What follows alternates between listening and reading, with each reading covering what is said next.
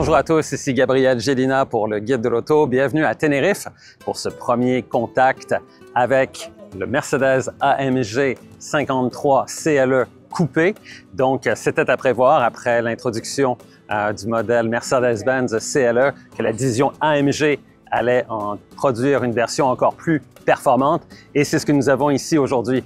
Comme on peut voir, pour ce qui est du look, du style, c'est une voiture qui a un look typique de AMG avec la calandre, avec ses barrettes verticales. On remarque aussi les prises d'air qui sont vraiment surdimensionnées ici à l'avant, que ce soit au bas, juste en dessous de la plaque d'immatriculation ou ici sur les côtés. Ce qu'on remarque aussi sur le capot, c'est le double bossage ici, ce que AMG appelle le Power Dome. Et on remarque aussi que les voies avant, la voie avant en fait est plus large de 58 mm par rapport au coupé CLE de Mercedes-Benz.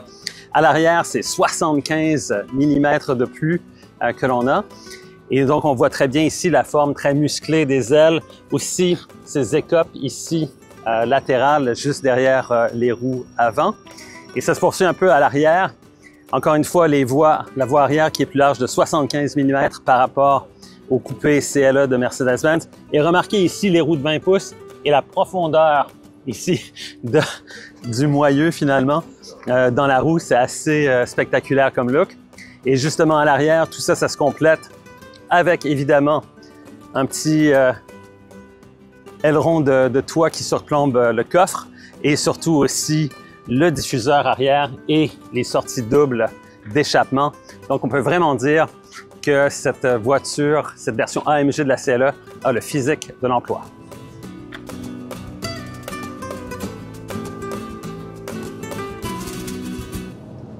Alors évidemment, on est ici à Tenerife, qui a un relief assez particulier.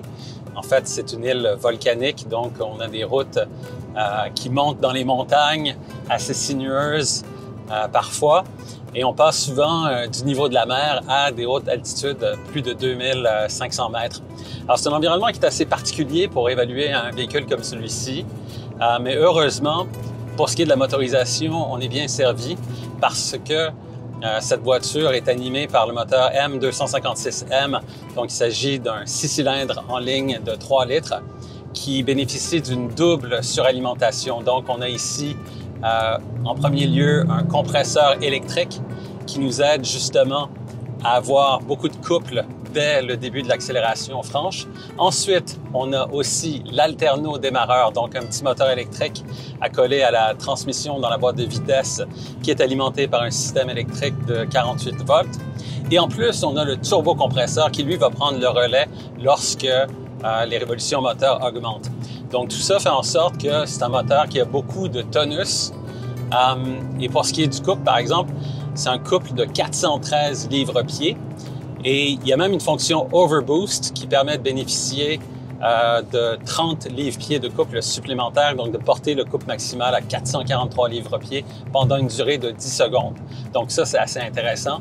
Tout ça fait en sorte que le 0-100 avec cette voiture peut être accompli en 4,2 secondes. Et si on opte pour le pack AMG Dynamic Plus, le chrono est réduit à 4 secondes tout juste pour le 0-100.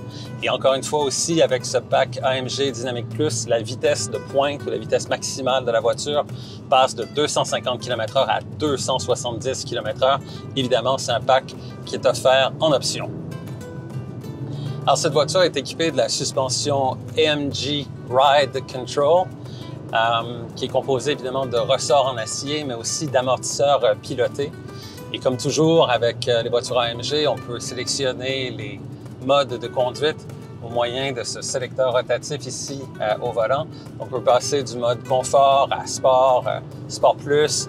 Et il y a même, dans le cas des modèles qui sont équipés, encore une fois, du pack AMG Dynamic Plus, un mode Race, qui lui, comme son nom l'indique, va faire en sorte d'optimiser tous les paramètres, tous les réglages de la voiture en vue d'une utilisation sur circuit. Il y a même un mode Drift qui vous permet de faire des belles glissades contrôlées à l'accélérateur pour ceux et celles qui voudraient voir s'évaporer en fumée des pneus qui vont coûter très cher à remplacer.